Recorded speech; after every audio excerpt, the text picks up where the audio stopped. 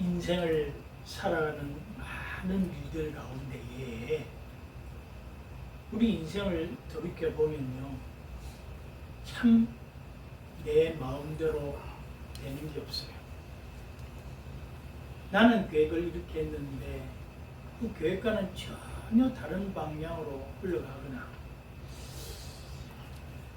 오늘 본문에 나와 있는 대로 물고기를 밤에 잡아서 만선을 채워서 참 그것으로 큰 생계 유지뿐만 아니라 가족의 행복을 지키려고 했지만 빈배로 돌아오는 우리 인생의 모습을 보게 됩니다. 참 만선을 꿈꾸어 나갔던 배가 빈배로 돌아왔을 때의 그 허무함과 그 어려움은 겪어보지 않은 사람은 모르겠습니다만 우리 인생 가운데 다 그렇지요. 사업의 실패로 빈배가 되기도 하고, 참 사랑과의 관계에서 서로가 신뢰한다고 동업을 했는데 배신하고 다 긁어서 내빼버리고 나 혼자만 남았을 때의 그 빈배의 허무함이라든지 어려움이라든지, 또 그렇게 믿었던 부모가 자식이, 아내가 남편이 나를 몰라주고 빈배로 그냥 허무하게 떠나보낼 때에 그 심정을 우리가 다 겪어본 대로 어려움을 당할 수밖에 없습니다. 그때 우리의 빈배를 어떻게 채울 것인가?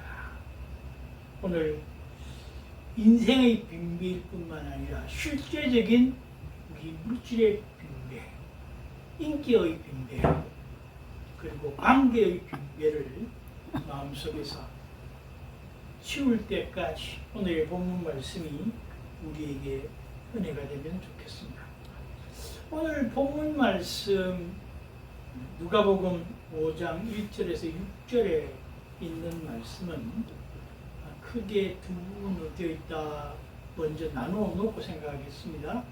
1절에서 3절까지는 우리 지난주 사무엘을 하면서 깨달음이라 하는 말씀을 했는데, 이 순종하려면 깨닫고 바로 알고 순종해야 되지 않겠습니까? 그와 마찬가지로 오늘 1절에서 3절은 이론적 깨달음, 말씀적 깨달음이라, 그렇게 딱 일단 마음속에 새기고, 4절부터 6절까지는 그 말씀에 순종하는 행위의 깨달음, 순종의 깨달음, 그 부분이다. 그렇게 딱 나눠놓고 본문을 하나하나 살펴보면서 은혜를 나누려고 합니다. 지금 예수님께서 오늘 본문에 게네사렛 호숫가라 그렇게 1절에 기록되어 있습니다만은, 이 게네사렛 호수는 다른 말로 이 성경에 많이 나와 있는 말로는 갈릴리 바다지요. 갈릴리 호수입니다. 또 혹은 디베랴 바다다 그렇게 말하기도 하지요. 그렇게 여러 별칭으로 불리는데, 이 오늘 게네사렛 호숫가 이 육지에서 많은 무리들 군중 앞에서 지금 예수님께서 설교하십니다. 가르치고 계시는데 거기에 군중들이 평지에서 이렇게 하니까 예수님이 서 계셔도 가깝고 밀치고 아주 사람들이 수많은 무리들이니까 집중이 잘 안 되고 어려운 가운데 있을 때에 예수님께서 이 게네사렛 호수를 배경으로 뒷부분에 이렇게 보고 계시니까 그 뒷부분에 빈배가 두 척이 있었습니다. 그 두 척의 배의 가운데 한 배에 오르셔서 배를 조금 육지에서 떼어달라 그렇게 하고 조금 띄어서 그 배에다 앉으셔서 말씀을 전합니다. 우리 주님은요, 말씀을 전할 때 이처럼 어떻게 말씀을 잘 효과적으로 전할까? 우리 교회들도 말씀을 전할 때 성도들에게 어떻게 효과적으로 전할까? 전하는 내용은 물론 복음이어야 합니다. 복음을 전해야지 인생의 경험과 자랑 그리고 세상의 이야기를 하기 위해서 설교하는 것은 아니에요. 그런데 설교에 집중해서 듣는 복음의 내용이 잘 전달되어 줄 수 있도록 뭐 교회들이 많이 신경 쓰겠죠. 자석의 배치라든지. 저는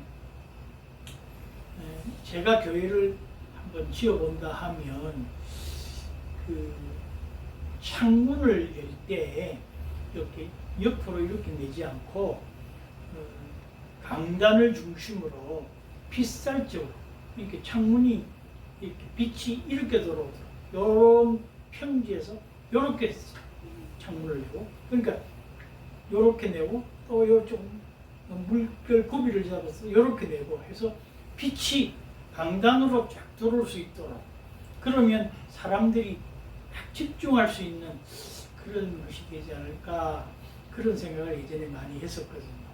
결국 제가 교회 한 짓지를 못했습니다만 그 생각을 하고 교회를 그렇게 지으면 참 좋겠다, 그런 생각을 많이 했습니다.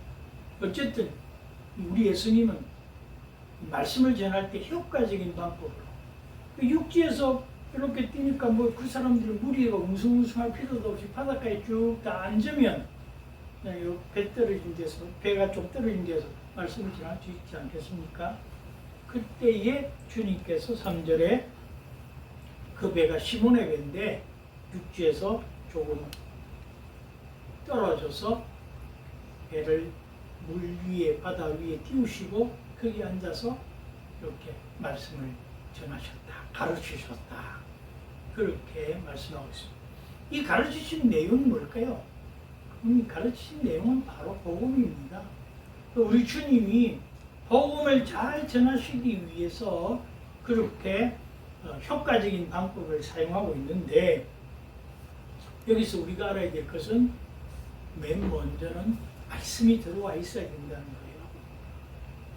말씀을 잘 이해하지 못하고 깨닫지 못하면 그 말씀이 뭔지를 몰라서 실수하고 잘못되는 일이 많이 있지 않겠습니까? 그래서 우리 주님이 우리에게 주시는 것은 말씀이요, 복음이에요. 그 복음을 우리가 딱 받을 때에 그 4절에서 6절까지 있는 말씀은 이제 말씀을 마치셨어요. 말씀을 마치고 나면 주님의 말씀이 끝나는 건가? 그게 아니다는 것을 오늘 본문이 얘기하고 있습니다. 우리 본문에 시몬에게 이르시되 깊은 데로 가서 그물을 내려 고기를 잡으라, 그렇게 말씀하십니다. 주님은요, 이론과 실제가 동일하게 합일되기를 원하시는 분이에요. 이론은 이론이고 말씀은 말씀이고 생활은 따로, 그렇게 하시는 분이 아니에요. 생활 속에 말씀이 들어가서 말씀대로 사는 거예요. 자, 그런데 오늘 이 말씀의 실제 적용과 순종으로 인하여 깨달음이 뭐가 오는가 우리가 한번 봐야 되는데, 말씀을 마치신 다음에 실제적인 생활에 적용하시기 위해서 빈배의 주인공인 시몬에게 깊은 데로 가서 그물을 내려 고기를 잡으라, 그렇게 명하십니다. 그때 5절에 보면 시몬이 대답하여 이르되 선생님, 우리들이 밤이 새도록 수고하였으되 잡은 것이 없지만은 말씀에 의지하여 말씀대로 내가 그물을 내리겠습니다. 그리고 직접 순종하여 잡으러 나가는 모습을 보입니다. 자, 우리가 5절 말씀을 그렇게 시몬이 대답하고 있지만 사실은요, 시몬은 얼마나 바닷가에서 잔뼈가 굵고 일평생 어부로 살았으니 고기 잡는 데는 전문가입니다. 우리는 세상에 자기가 뭐 스킬, 기술이든지 또 혹은 그 학문적인 내용이든지 깊이 연구하고 깊이 숙련되고 한 사람의 경우에는 전문가라는 이름을 붙입니다. 어부는 고기 잡는 전문가예요. 그런데 이 전문가 어부에게 받아들이기에 따라서 예수님은 고기 잡는 거하고는 전혀 숙달되어 있지 않는 목수 출신이요. 그러니까 목수 출신의 말을 전문가인 업으로서 고기 잡는데 내가 순종해야 될까? 거기에 반박할 수도 있었을 거예요. 또 깊은 데로 가서 그랬는데 이 깊은 데로 가서 할 때 가서 그런 말은 지금 이 게네사렛 호수의 어부의 그물질은 밤이야. 밤에야 고기가 잡히게 되어 있는데 지금 태양이 내리쬐고 있는 이 낮 시간에 가서 고기를 잡으라. 고기가 지금 다 도망가고 없는데 무슨 고기를 잡으라고 하는가. 거기에 대한 반박을 할 수도 있었을 거예요. 또 더 나아가서 깊은 데로 가서 고기를 잡라. 그러니까 깊은 데라고 하는 데는 이 게네사렛 호수가는 조금 얕은데 혹은 물의 깊이가 그렇게 적당한 데 가야 고기들이 있는데 깊은 곳에는 이 고기들이 안 간다고 그래요. 그런데 깊은 곳으로 가라. 자기의 그 숙달된 전문적 지식과 체험과 경험 이 모든 것들을 다 합쳐도 전혀 거기에 해당되지 않는데 가라고 하니 참 가당찮은 말이에요. 더더구나 이전에 보면 호숫가에 배 두 척이 있는 것을 보시니 어부들은 배에서 이제 다 밤 동안에 고기 낚다가 안 돼서 들어와서 뭐하고 있어요? 그물을 씻는지라. 그물을 깨끗이 씻어 놓아야 다시 또 투망을 할 때 거기 고기들이 몰려드는데 하냐 다 밤새도록 수고하고 지금 와가지고 그물을 다 씻어 놓았는데 또 가야 된단 말이야. 이건 말이 안 되지 않냐. 그렇게 한 서너 가지의 불만으로 불평할 수 있습니다. 그러나 오늘 5절 말씀을 다시 보면 시몬이 대답하여 이르되 선생님 우리들이 밤이 새도록 수고하였으니 그 말은 밤새도록 내가 잡아도 안 되는 거 참 뒤에 말은 뭐 생략된지 모르겠지만 예수님이라고 해서 그럴 수 있겠습니까? 그 말이에요. 그러나 잡은 것이 없지만은 선생님 우리들이 선생님 말씀은 듣겠습니다. 말씀에 의지하여 말씀대로 그 말이죠. 내가 그물을 내리겠습니다. 그리고 지금 배를 저어서 깊은 곳에 가서 그물을 내렸습니다. 다른 성경에 보면 오른편에 그물을 내려가 그렇게 되어 있죠. 그런데 사실은 배의 진행 방향이 왼편으로 내리는 게 또 숙달 조건이라고 또 해요. 그런데 어쨌든 전혀 아닌 것에다가 이렇게 명령이 떨어졌어. 그러니까 말씀에 의지해서 말씀대로 내가 나가보겠습니다. 그랬더니 그 결과가 어떻게 나왔어요? 6절에 그렇게 하니 주님이 하신 말씀대로 했다고 말해요. 자기의 기술의 방법, 경험의 방법 그대로 하지 않고 말씀대로 그대로 그렇게 하니 고기 잡은 것이 심히 많아 그물이 찢어질 정도로 잡혀요. 여러분 이게 하나님의 은혜이고 하나님이 우리에게 말씀하셨을 때에 그 말씀에 순종한 깨달음의 열매입니다. 우리는 인생의 길을 내 마음대로 쳐갔습니다. 그래서 밤새도록 그물도 쳐보고 온갖 걸 다 해봤지만 안 돼요. 쫄딱 망했다 그 말이에요. 실패를 거듭했단 말이에요. 만선을 바랐던 배에 빈배가 되었단 말이에요. 우리 인생의 빈배일 때 주님이 찾아오십니다. 그게 하나님의 은혜입니다. 먼저 찾아오셨잖아요. 그 배에 오르셨잖아요. 그리고 먼저는 말씀을 가르치셨잖아요. 우리가 그 말씀을 듣고서 말씀에 의지하여 그물을 던졌더니 축복이 왔어요. 그런데 내 경험, 내 생각, 나의 모든 방법에서는 전혀 주님이 내게 명령하시지 안 맞다 그 말입니다. 그런데 주님의 말대로 6절에 그렇게 하니 그물이 찢어질 정도로 맞아떨어졌다. 열매를 맺었다. 여러분, 시몬의 이 순종이 어디에 순종했습니까? 첫 번째는 들은 말씀이요, 둘째는 예수님께 순종했다. 누구에게 순종하느냐, 어떻게 순종하느냐, 무엇에 순종하느냐에 따라서 그 순종은 열매를 맺습니다. 사탄의 말에 귀 기울이고 달콤한 말에 귀 기울여서 그의 말에 순종하면 우리는 멸망할 수밖에 없습니다. 당장은 잘 되는 것 같을 수도 있습니다. 그러나 타선이 일어나든지 잡은 것 같은데 갑자기 풍랑이 일어나서 배가 엎어져서 다 죽게 되든지 그 방법밖에 없다고 말이에요. 그런데 우리 주님의 명령은요, 전혀 아닌 것 같은데 순종했더니, 주님께 순종하고 주님의 말씀에 순종했더니 만선일 뿐만 아니라 넘쳐서 그물이 찢어질 정도로 많이 거두어집니다. 풍성한 열매를 맺게 된다.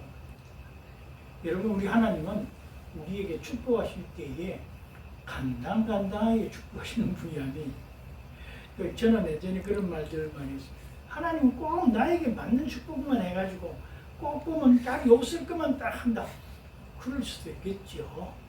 뭐 틀린 말은 아니겠으나 사실 우리가 주님 말씀에 100% 순종했으면 그보다 더 넘치게 받았을 거예요. 그런데 꼭 내 수준에 맞게만 했단 말이에요. 살짝 그물을 깊은 데 가서 던져라 그러는데 뭐 낮은 조금 순종한다고 나갔지만 깊은 데 안 가고 한 중간쯤 가다가 탁 던져버리고 그랬으니까 간당간당하게 올리지. 우리 주님은 끝까지 순종하기를 바라요. 완벽하게 순종하기를 바란단 말이에요. 그런데 우리가 그렇지 못했어요. 여러분, 공허의 빈배, 물질이 텅 빈 우리 빈배, 건강의 빈배, 이 배를 채우려면 주님께서 명령하시고 가르쳐 주신 그 길을 100% 순종하는 길밖에 없다는 것입니다. 인생의 빈배요, 우리의 수고와 노력이 물거품이 되어줄 수밖에 없는 빈배 속에 주님은 첫 번째로 찾아오신다. 주님은 찾아오십니다. 우리가 고독하고 외롭고 나 혼자밖에 없다고 생각할 때 욥을 보십시오. 뭐 우리가 욥의 시험 같은데 욥의 신앙 정도는 안 되겠지만 다 곁을 떠나고 그렇게 믿고 사랑하던 아내까지 나를 향하여서 그 하나님을 저주하고 죽으라고 하는 그런 못된 말을 하면서 떠나는 그런 상황 속에서도 끝까지 순종했더니 대낮에는 축복을 받았다. 그런 결론을 얻고 있지 않습니까? 우리는요, 이 참 인생의 빈배가요, 자주 찾아옵니다. 그런데 인생의 빈배가 왜 찾아올까? 찾아오신 주님이 빈배 속에도 계신 것을 모르기 때문에 그래요. 주님은 빈배에 이미 와 계십니다. 여러분과 저의 마음에 이미 와 계신단 말이에요. 근데 이미 와 계신 주님 앞에서 내 마음대로, 내 뜻대로 하려고 하니 참 주님 물고기에 얼마나 좀 속된 말로 가소롭겠습니까? 우리 주님이 우리 하는 행동을 보면서 야, 이놈아, 좀 제발 그렇게 안 했으면 좋겠는데 너는 왜 내 말한 대로 반대로 가려고 하냐? 어떠세요, 여러분? 주님은 그 수많은 무리가 있고요, 그 수많은 배가 있고 만선으로 들어온 배도 있을 거예요. 그런데 그런 배 안 맞단 말이에요. 정말 고독하고 외로운 시몬의 배, 그 위로 주님이 오셨어요. 주님이 오시면 그냥 오시는 거 아니라 우리에게 은혜를 주시기 위해서 오시는데, 그 은혜가 뭔고 하면 말씀이에요. 성령이 오시는 거예요. 성령이 오실 때 그냥 오시나요? 우리에게 말씀으로 오시잖아요. 성령께서 우리의 마음에 이 말씀대로 하라고 하는데 이 말씀대로 안 한다. 제가요, 우리 동네 앞에 한 가게가 있는데 그 가게를 제가 한 몇 년을 봤거든요. 몇 년을 봤는데 그 가게 한 1년 하고 나면 망해서 나가요. 또 1년쯤 하고 나면 간판 바뀌어요. 그런 가게, 몫이 나쁜 것도 아닌 것 같고, 뭐, 그렇다고 좋다고 말할 수도 없지만, 그런 대로 뭐, 그런 가게인데, 양쪽 집들이 다 잘 되는 가게 속에 또 혼자 있는 가게인데, 다루는 품목도 다른 가게들하고 달라서, 한 번쯤은 들어가고 하는 가게다 생각을 하는데, 계속적으로 몇 년째 바뀌었어요. 그런데 작년인가 그 가게가 주인이 바뀌어서 다시 들어왔는데요. 대려 6가게에 손님이 없을 정도로 이 가게가 가득가득 차요. 왜 그럴까요? 세상 사람들이 생각할 때는 운때가 맞다고도 생각할 것이고 또 혹은 그 주인이 아주 행운이 많은 사람이라 생각할 수도 있을 것이나 우리가 영적인 것으로 바라볼 때 다 안 된다고 하는 빈비지만 주께서 찾아오셔서 말씀으로 그의 마음을 붙잡아 주실 때 기적이 일어나기 시작하는 거예요. 그래서 1절에서 3절까지를 말씀의 깨달음, 이론적 깨달음이라고 그러죠. 이 말씀을 깨달아야 한다는 말이에요. 그 다음에 나아가서 4절에서 6절에 대로 우리의 실생활이 그 말씀의 순종함으로 깨달아 알아 행해야 된다는 거예요. 그래서 행하면 우리 믿음은 죽은 믿음이고요. 하나님이 그렇게 내 마음에 도저히 안 맞잖아요. 사실 5절에 시몬이 대답하는 말 가운데 아까 제가 4가지 5가지 정도 좀 부당한다고 생각되는 불평이 나올 만한 그런 빼지만은 지금 순종한다고 말을 했지만 그게 보면 참 순종하기 어렵다는 듯한 뉘앙스가 많이 있잖아요. 거기 보면 선생님 우리들이 밤이 새도록 수고하였을 때 우리도 할만치 왔다고요. 응? 정말 주님 뭐 그렇게 쉽게 얘기하실 게 아니에요. 지금 이런 뉘앙스가 있잖아요. 그리고 작은 것이 없지만 하나도 성공한 게 없습니다. 그 말을 하고 있는 게 사실은 그러나 그 모든 것이 내 뜻이었으니 이제 주님의 말씀에 의지하여 내가 그물을 던지고 말씀대로 순종하겠습니다. 그렇게 하면서 6절에 그렇게 한이에 순종이 있었을 때에 축복이 오는 것입니다. 여러분 몰라요. 우리의 인생길은 내가 가는 길 잠언에 수없는 말들이 이렇게 나오고 있습니다. 우리의 계획은 우리가 세울지라도 인간의 계획은 우리가 세울지라도 이를 지도하시고 인도하시고 성취시키시는 분은 누구라고요? 하나님이시다 그 말이에요. 그걸 이론적으로는 깨달았어 1절에서 3절까지. 그런데 4절에서 6절까지 5절에 있는 말씀대로 나 해봤는데 그렇게 해봤는데도 안 된다. 그 다음에 말씀에 의지하여 그물을 내리리다 하고 그렇게 하니가 없으면 안 된다. 그게 순종의 깨달음이 있는 것입니다. 사랑하는 여러분, 오늘 우리의 인생에 빈배의 시점에 있는 분도 있고 지금 빈배가 될 거의 막다른 골목에 있는 분도 있고 또 빈배가 너무 계속되어서 아이고 요즘 뭐 세상 사람들 그런 말 잘합니다. 한강에 수은제로 간다고. 따뜻하면 빠질 수 있는데 참은 못 빠져서 그런지 모르겠지만 한강에 수은제로 간다고 그런 말을 하는 분들도 있습니다만 우리가 그런 역경에 처해 있는 막다른 공덕에 처해 있는 분들도 있겠습니다만 그때 주님의 말씀을 먼저 들으십시오. 그리고 주님의 말씀을 붙잡으십시오. 그리고 주님의 말씀에 순종하십시오. 그러면 여러분의 인생은 이제까지 인생과는 전혀 다른 하나님의 사람으로 승리할 것입니다. 말씀 생각하시면서 우리 함께 기도하면 좋겠습니다.